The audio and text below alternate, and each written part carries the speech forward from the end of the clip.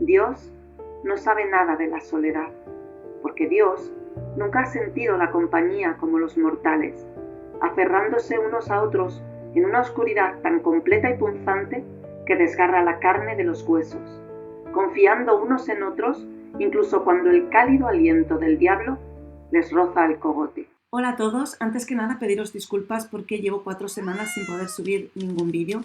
Los últimos vídeos que grabé, los grabé el día 1 de marzo y dejé grabados 4 vídeos para ir subiendo uno a la semana. El día 4 de marzo tuve que operarme, he tenido una operación y el posoperatorio ha sido bastante largo, ha sido una operación delicada. Aquí no voy a contar gran cosa sobre la operación porque me voy a centrar en los libros. Si a alguien le interesa, en mi otro canal, Diana López Iriarte, ahí podéis escuchar cuando suba el vídeo todo lo que me ha sucedido y los motivos por los cuales me he tenido que operar. He leído 33 libros en los que va de año y solamente os he hablado de los 4 primeros, así que tengo un montón de libros de los cuales hablaros. Hoy es día 2 de mayo y he pensado inaugurar esta nueva etapa de vídeos con las lecturas del mes de abril. Creo que no hay mejor manera que contaros los últimos 10 libros que he leído en el mes de abril.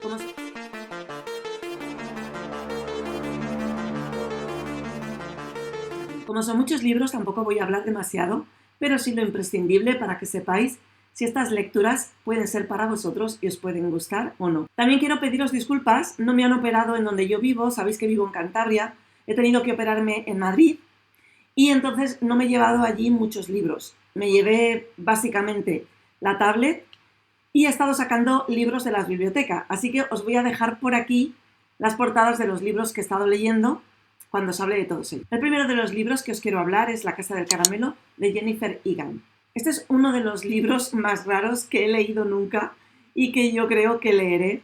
Voy a tratar de contaros un poco de qué trata para que podáis identificar si os puede interesar.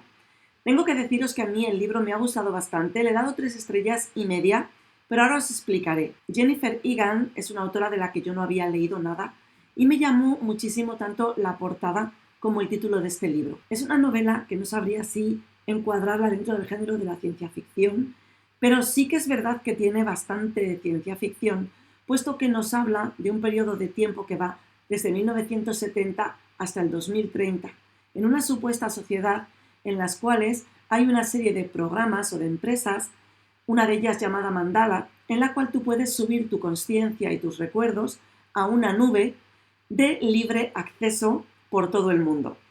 Hay también una serie de elementos, como por ejemplo un tipo de espías que llevan implementados una serie de larvas o de dispositivos para poder salirse de la consciencia en determinados momentos en los cuales en su espionaje puedan sufrir dolor. Esta novela tiene una parte que me ha gustado, aunque creo que no es una novela para todo el mundo, ya que es un libro que te pide bastante como lector. Una vez que la terminé, me di cuenta de que habría sido una gran idea ir anotando los personajes, las familias, los hijos, quién es hijo de quién es primo, sobrino o cuñado de quién, o quién está casado o divorciado con quién, puesto que, aunque su estructura está elaborada a base de capítulos, y en cada capítulo, con principio y final, nos va a contar una historia cerrada de uno de los personajes. En todo este mosaico de pequeñas historias contadas por distintos personajes, vamos a ir viendo, yendo adelante y atrás en el tiempo, qué es lo que ha sucedido con nuestra sociedad y con nuestro mundo desde distintos puntos de vista. Sin embargo, te vas dando cuenta de que todos estos personajes están relacionados entre ellos y que al final sí que te construye un mosaico de una serie de familias. Habla muchísimo del estilo de vida en Estados Unidos, en Norteamérica. Habla muchísimo también de relaciones interfamiliares. Habla muchísimo de pequeñas historias de crecimiento, ya que hay personajes que los vemos de niño, los vemos de adolescente y luego los vemos de adulto, incluso siendo padres. Habla también de un montón de temas de actualidad, como por ejemplo sobre si querríamos compartir nuestros recuerdos, si no querríamos compartir nuestros recuerdos, qué es la consciencia, qué nos hace nosotros mismos, el paso del tiempo, las expectativas en la vida. Hay personajes que tienen vidas muy cambiantes, como por ejemplo una mujer de la cual se nos cuenta su divorcio y que luego termina escribiendo un libro. Este libro es, a lo largo de toda la novela, un hilo conductor ya que este supuesto libro en el cual ella hizo como una especie de estudio o de algoritmo que podía predecir las emociones y las reacciones de las personas. Y a base de esta teoría que ella elabora, es que se construye una nueva realidad en la que son predecibles las emociones, las acciones y en la que la consciencia se guarda como en una especie de cubos. De hecho, hay algunos personajes que al morir vemos cómo depositan su consciencia ahí y luego vemos a los hijos viendo determinadas cosas a través de los ojos de esa persona que ya no está, entrando en esa especie de mandala de realidad virtual. El libro es muy interesante, plantea temas muy interesantes, no es un libro fácil de leer, no es tampoco un libro adictivo que te pida seguir, puesto que cada episodio empieza y termina con la historia de un personaje. No puedo decir que sea un libro que recomendaría a todo el mundo, sin embargo tengo que decir que me ha sorprendido para bien la prosa de esta autora, la genialidad y la gran inteligencia con la que está desarrollado este libro. Sí que es verdad que si volviera a leerlo, y si tú te vas a animar a leerlo, te animo a que te hagas una especie de anotación con los nombres de los personajes, sus hijos, sus hermanos, a fin de que puedas saber de quién estamos hablando en cada uno de los episodios y también que no tengas prisa para leerlo y que disfrutes un par de capítulos cada noche o el ratito que leas y que no te pidas de que sea un libro de terminar rápido. No es uno de esos libros. Sin embargo, sí que recomiendo el libro para personas que les guste la ciencia ficción, que les guste las historias muy bien escritas y desde luego tengo que decir que la prosa está escrita de una manera que resulta tremendamente atrapante. Aunque el libro no sea adictivo ni sea una historia que te atrape, porque se va construyendo a capas y desde distintos puntos de vista, sí que creo que es un libro muy bien escrito y una autora que merece la pena descubrir. Sin duda, volveré a leerla en alguna otra ocasión. El siguiente de los libros que he leído y ha sido en una lectura conjunta con Pilar, del canal Pilar Entre Libros, que os dejaré por aquí. Llevaba tiempo escuchando hablar muchísimas maravillas de esta novela, escrita a modo de thriller, y cuando vi que Pilar proponía la lectura conjunta para el mes de abril, me apunté.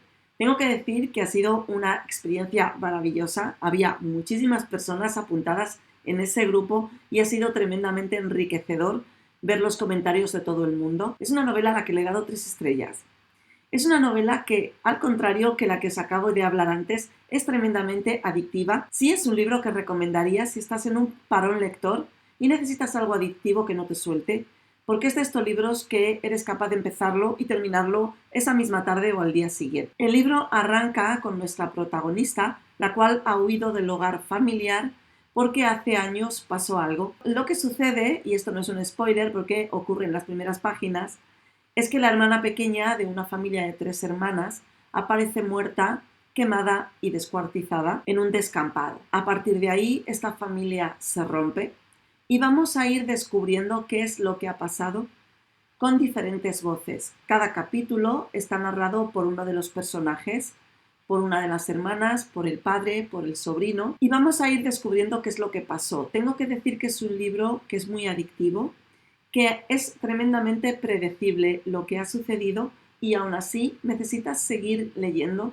porque necesitas saber qué es lo que ha pasado y cómo ha pasado.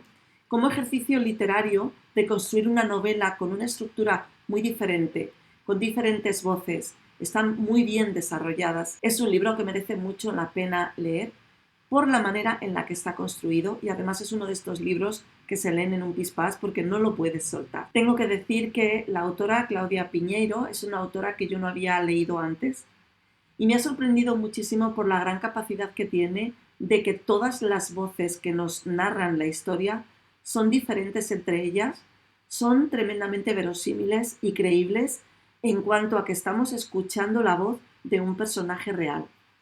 Sin embargo, la trama y lo que sucede tiene, sobre todo hacia el final de la novela, algunas partes que resultan tremendamente forzadas e inverosímiles.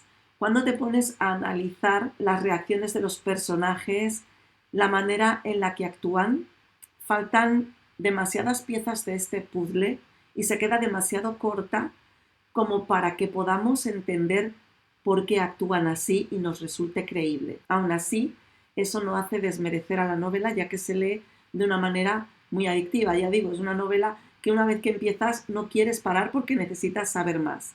Tengo que avisar también que los temas que trata hace una crítica profunda a determinados temas y además nos muestra muchísimo las dinámicas familiares disfuncionales, incluso con personajes narcisistas, egoístas, ególatras y yo diría que un poco psicópatas dentro de las relaciones familiares. Yo tengo que decir que a mí hacia el final se me desinfló, me esperaba un final mejor cerrado, me faltó que hablaran unos cuantos personajes para yo poder entender determinadas reacciones. Uno de los últimos testimonios es una de las personas psicópatas que no me pude creer porque quizá hubiera necesitado que me hablaran más de este personaje para podérmela creer haciendo lo que se supone que hace.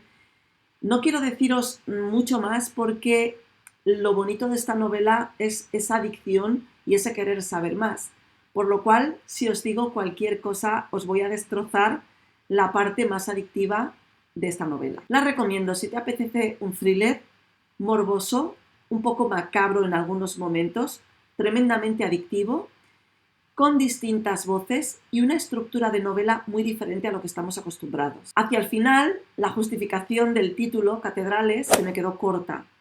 El último testimonio se me quedó corto. Siento que la historia no está cerrada, como a mí me gusta que me cierren las historias, por lo cual empezó a caérseme un poco como un castillo de naipes toda la historia desde el principio, porque había demasiadas cosas que no me cuadraban y que simplemente me parecía que estaban ahí obedeciendo a construir un thriller adictivo y a que los personajes hagan lo que la autora quiere que hagan para que la trama avance como ella quiere y poder hacer la crítica que quiere hacer.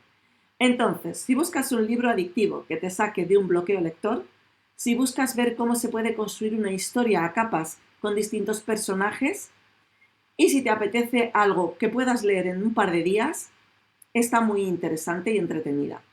Sin embargo, si quieres un thriller bien construido, una historia psicológica bien construida y un libro que te deje satisfecha, yo creo que este no es el libro más ideal. Quizá me decepcionó porque había escuchado críticas maravillosas de este libro. Y a ver, el libro no está mal, tengo que decir que no le sobra nada, que la autora lo hace tremendamente adictivo, no hay ni una página que no quieras seguir leyendo la siguiente, no hay ningún trozo que se haga pesado, denso o aburrido, pero por el contrario creo que sí que peca de que le faltan unas cuantas páginas y un poco más de trabajo psicológico y de desarrollo de los personajes que a mí me faltó. Entonces es uno de estos libros que no se te va a olvidar por la trama tan fuerte y morbosa que tiene, por las cosas tan fuertes que pasan, que en algunos tramos duelen, y por las emociones que despiertan algunos personajes de rabia e impotencia.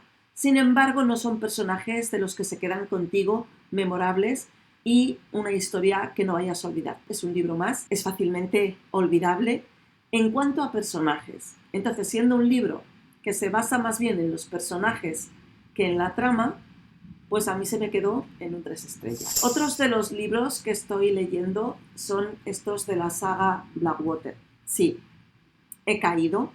La verdad que son unos libros que me llamaron la atención cuando los vi en la librería porque son unos libros muy pequeñitos, pesan muy poco, son manejables, se leen muy fácil, muy rápido. Te los puedes llevar a cualquier sitio en el bolso metidos. Además, no sé si se aprecia aquí, pero tienen unos dorados preciosos y maravillosos. Yo ya conocía a Michael McDowell porque tengo de él Los Elementales y fue un prolífico escritor que nació en 1950 y desgraciadamente falleció de SIDA en 1999. Sin embargo, escribió muchísimas obras y era un maestro del estilo de terror gótico sureño y era un maestro para escribir historias góticas de terror atrapantes y muy bien desarrolladas. Tiene varios libros a raíz de su libro Los Elementales. Además es guionista en películas como por ejemplo Beetlejuice de Tim Burton y algunas otras películas muy conocidas también. En esta saga vamos a seguir a una familia sureña, dueña de un aserradero, los Cascade, en una zona que transcurre entre dos ríos, el río Perdido y el río Blackwater, en el estado de Alabama. Vamos a seguir siguiendo la saga familiar de esta familia, dirigida por una matriarca, Mary Love, que no puede ser más odiosa, pero un personaje, una de las villanas mejor construidas que nunca jamás he leído. Y vamos a seguir esta familia a lo largo de varias generaciones en las cuales van a pasar muchísimas cosas.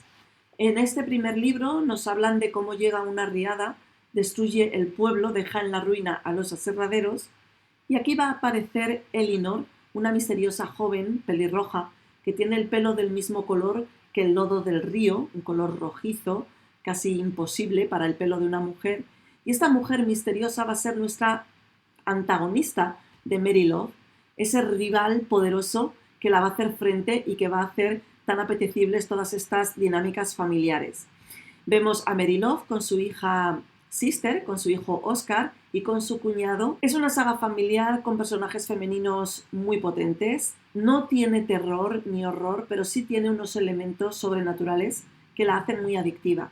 Me costó como 80 páginas entrar en ella porque te presenta el pueblo, los aserraderos, los personajes, esta inundación que ha habido, pero una vez entras a partir de la página 80 no lo puedes soltar. Cuando llegas al final tienes que ir corriendo a comprar el segundo. En el segundo nos hablan de algo que sucede a raíz de esta inundación. Bueno, se titula El dique, o sea que es de suponer que van a construir un dique y es alucinante todo lo que aquí sucede, todo lo que se va desarrollando. La tercera se titula La casa y trata sobre una de las casas en la que vive una familia. No os quiero contar más porque esta historia de esta casa empieza a desarrollarse aquí y tengo que decir que se nota que es una novela escrita por entregas que hizo el autor porque las historias tienen continuidad y cada libro te deja ganas de seguir leyendo el siguiente, pero no en un cliffhanger desagradable, sino que te cierra la historia, te deja bastante a gusto con todo lo que sucede y realmente quieres seguir leyendo porque quieres y necesitas saber más. Estás ya viviendo allí, entre las casas de Perdido, conoces ya los vecinos, las dinámicas, los personajes, los hijos, los niños y quieres seguir sabiendo más. Me pasa todo lo contrario con estas novelas que lo que me sucedió, por ejemplo, con Escuadrón de Brandon Sanderson, que leí la primera y me gustó, pero te deja tan colgado que quieres leer la segunda.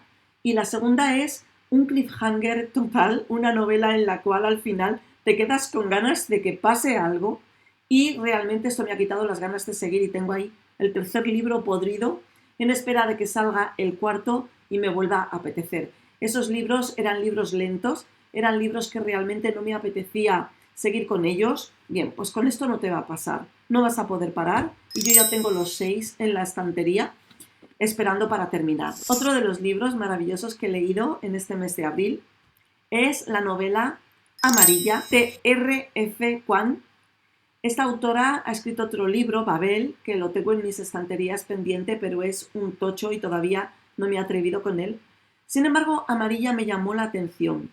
Me pasó lo siguiente con este libro. Primero hubo mucho hype y hablaba todo el mundo maravillas de él cuando salió y lo puse como entre comillas.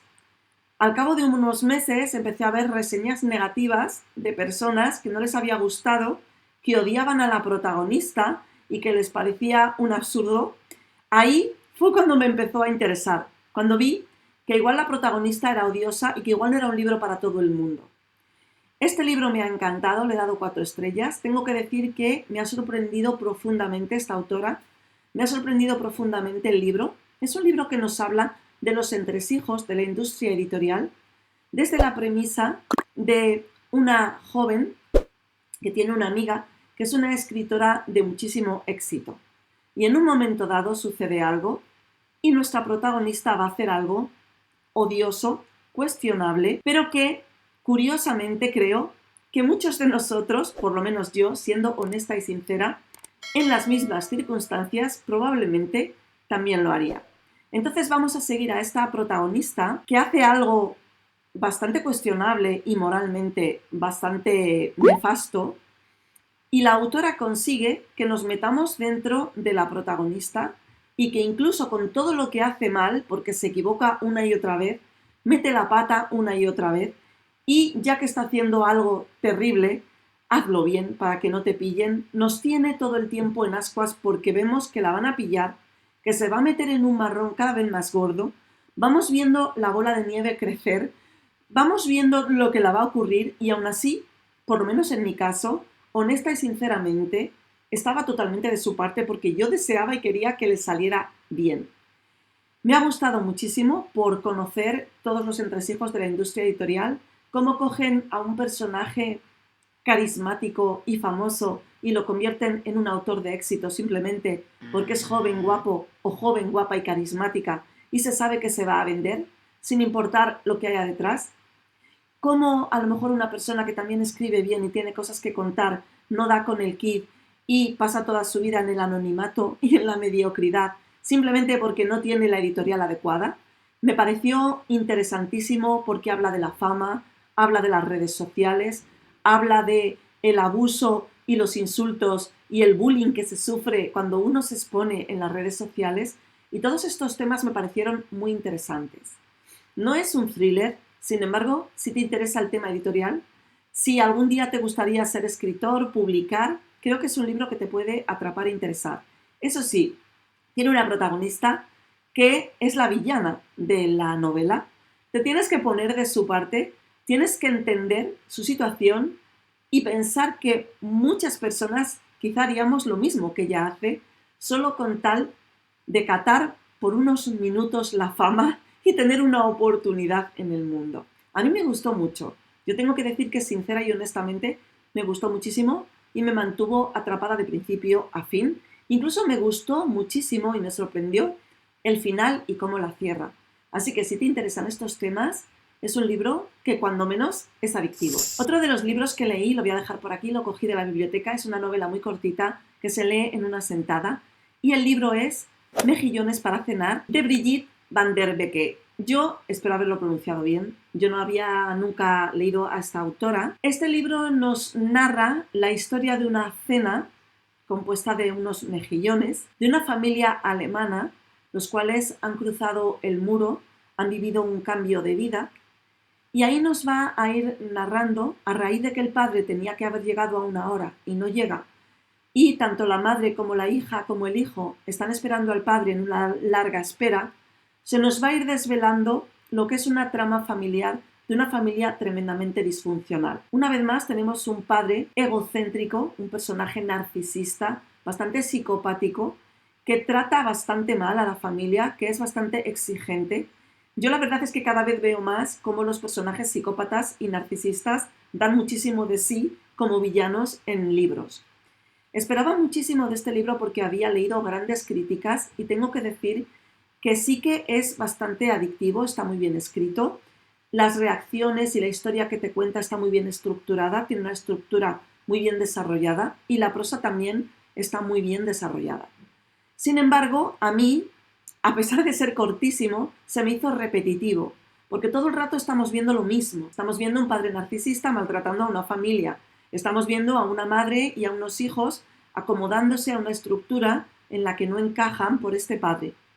Y tengo que decir que yo al final me esperaba un cierre que me dejara con la boca abierta, mandíbula, que me sorprendiera, y a mí el final me decepcionó bastante, porque me esperaba algo más. También tengo que decir que a mí este tipo de finales abiertos, como que lo dejan así y ya, no me suelen gustar. A mí me gustan los finales con un clímax, una apoteosis o cuando menos una conclusión o una frase que me deje pensando. Y a mí este final no me gustó. Lo he dejado en 3 estrellas, pero siendo generosa, porque para mí no es para tanto la historia que cuenta y la hemos visto en muchísimas más historias. Otro de los libros que tampoco fue para mí es la novela cortísima, también no sé si llega a las 150 páginas, de Alejandro Zambra, Bonsai. Creo que este es una de sus primeras novelas, es como una especie de mini novela, ya que es muy cortito y trata de contarnos la historia de unos jóvenes que empiezan una relación.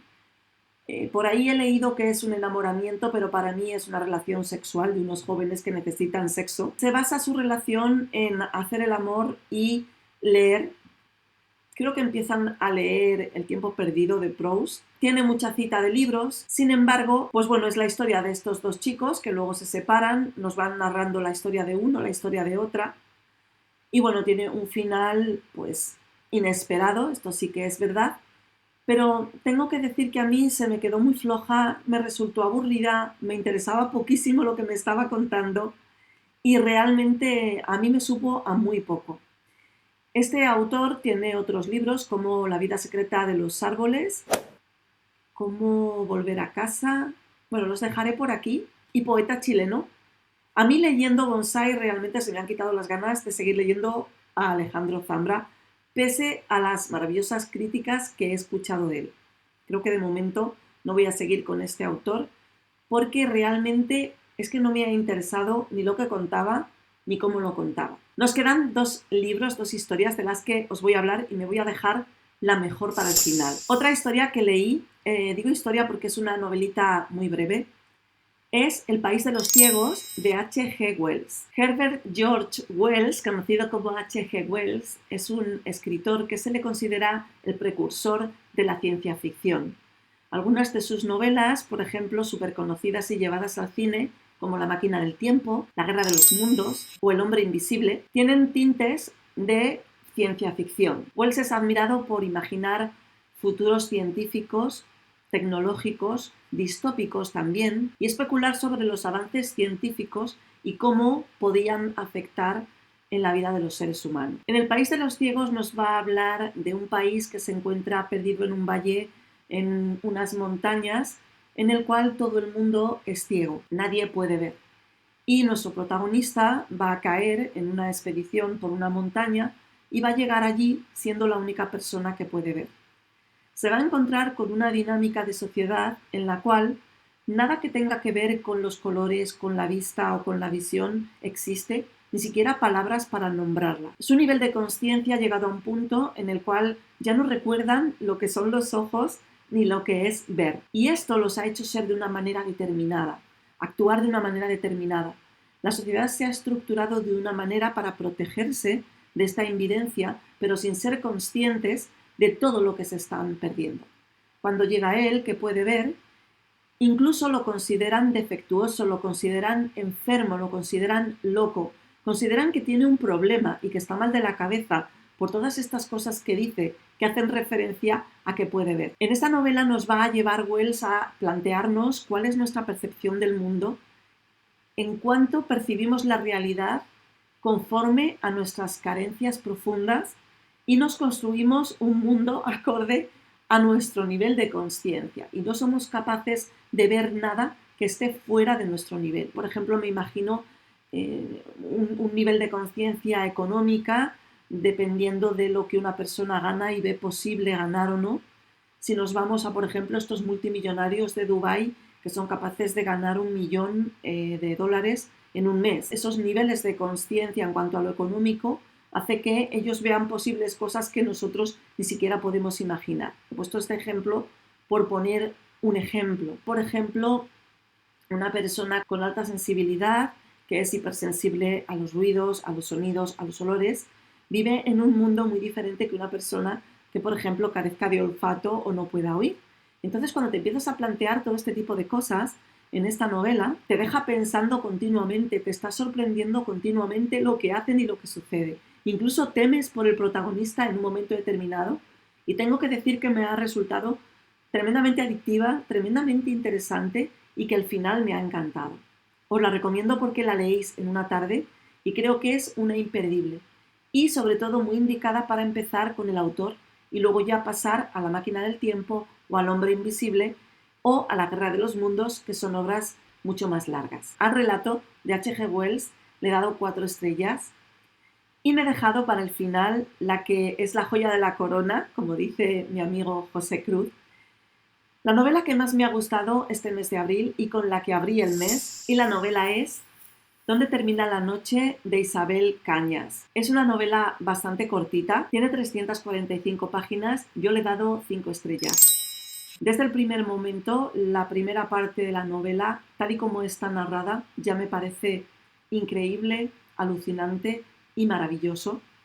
Ya te atrapa la historia y a partir de ahí no puedes dejar de leer ni un solo momento. Hacía muchísimo tiempo, desde que leí Compañías silenciosas, que no encontraba una novela gótica de casa encantada con fantasmas, encantamiento y misterio que me gustara tantísimo. De hecho, si comparo las dos, he disfrutado muchísimo más esta por lo adictiva y por lo carismático de los personajes. Así como en Compañías Silenciosas ganaba la trama y los plot twists, aquí ganan los personajes. Vamos a seguir a nuestra protagonista, la cual ha tenido una desgracia familiar, ha perdido a su padre, vive con su madre en casa de unos tíos, donde prácticamente viven como criadas. Su estatus social ha caído de vivir en una mansión, en su casa propia, a tener que estar prácticamente sirviendo a sus tíos y acomodándose a lo que les está permitido. Ve la oportunidad de casarse con un terrateniente que tiene una finca en México y se casa con él. Y la novela arranca cuando llega a esta hacienda, San Isidro, que es una casa que es un protagonista más, puesto que la casa tiene una posesión, tiene algo maligno, y Isabel Cañas consigue que la casa sea un protagonista más, que tú sientes cómo engulle a nuestra protagonista y cómo cada noche van ocurriendo una serie de cosas que la van arrastrando a una trama vertiginosa y a un final maravilloso. Hay otro protagonista que la va a ayudar, que va a ser Andrés, que va a ser un cura maravilloso, que es muy especial porque no solo es cura, sino que además tiene una parte de una abuela curandera, una parte como de chamán muy mágica. Entonces, juntos van a generar también una historia preciosa entre ellos. Es que no quiero contaros más, solo deciros que hay fantasmas, hay terror, hay situaciones sobrecogedoras. No es que sea terror, terror, terror, aunque sí que hay momentos espeluznantes, pero sí que tenemos la presencia de una casa, la presencia de una posesión, la presencia de un mal, dos protagonistas maravillosos, unos personajes secundarios también maravillosamente desarrollados. La historia transcurre a partir de 1823, tras la Guerra de Independencia Mexicana, y nos habla también de las consecuencias de esta guerra para las personas pobres, de las diferencias entre clases, del racismo, de las distintas creencias, de la imposición del catolicismo a cualquier precio, de la fe, del amor, del odio, de las traiciones, y tiene una protagonista, Beatriz, con la cual yo empaticé desde el primer momento. La entendía perfectamente en todo lo que hacía. La verdad es que no me costó nada empatizar con ella y entender todas sus decisiones. Para finalizar, contaros que he leído también dos ensayos que, si te gustan los gatos, quizá te interesen. Y los libros son Si pudieras hablar, de Patricia Perreau, no sé si lo habré pronunciado bien, Perro, me imagino que se leerá, y Cómo lograr que tu gato sea feliz, de Pilar Guerrero García. Si tienes gato en casa, estos dos libros te van a sorprender muchísimo. Yo llevo teniendo gato toda mi vida. Cuando yo nací ya había un gato en mi cuna esperándome, Cookie, un gato que vivió 19 años y que tenían que sacar de la cuna para meterme a mí de bebé porque estaba empeñado en cuidar de mí y dormir conmigo. Imagínate el tiempo que llevo teniendo gato, nunca he dejado de tener un gato o varios. Y sin embargo, me ha sorprendido porque había muchísimas cosas sobre los gatos que desconocía, que estaba haciendo mal y que no hacían que mi gato estuviera todo lo feliz que pudiera y sobre todo hacían la convivencia más complicada. Así que si tienes gato y te interesa, cualquiera de estos dos libros son muy recomendables. Hasta aquí mis lecturas del mes de abril. Déjame en los comentarios si has leído estos libros, si opinas igual que yo o por el contrario opinas algo diferente. Me interesa muchísimo tu opinión. También si vas a animarte a leer alguno de ellos. Espero ya poder seguir grabando vídeo semanal. Espero que mi recuperación siga avanzando y no tener que interrumpir los vídeos en el canal. También quería comentaros que os quería dar las gracias porque a pesar de yo no seguir haciendo vídeos, el canal ha ido subiendo y estamos a 50 suscriptores de llegar a los 3000. Cuando llegue a los 3000 me gustaría hacer un vídeo especial. Os voy a dejar varias propuestas en Instagram, también espero retomar el canal de Instagram que os dejo por aquí. Pero si tienes alguna preferencia, me gustaría que me dejes en los comentarios qué vídeo te gustaría que hiciera. Las opciones que se me han ocurrido a mí son hablar de mis 20 libros favoritos que me definen. Otra de ellas sería un día conmigo, un blog de lectura, viendo lo que hago en un día, lo que voy leyendo en un día. Otro de ellos sería un 50 cosas sobre mí. y en ese caso os pasaré una encuesta por Instagram y también por aquí para que me podáis ir dejando las preguntas que queréis que os conteste en este 50 preguntas sobre mí. Y también se me ha ocurrido que podía ser interesante un paseo por mis estanterías, un tour por mis estanterías. Si se os ocurre alguna otra propuesta para celebrar los 3000 suscriptores, también dejádmelo aquí abajo. Y espero que nos veamos la próxima semana. Un beso, leed mucho y sed felices. ¡Chao!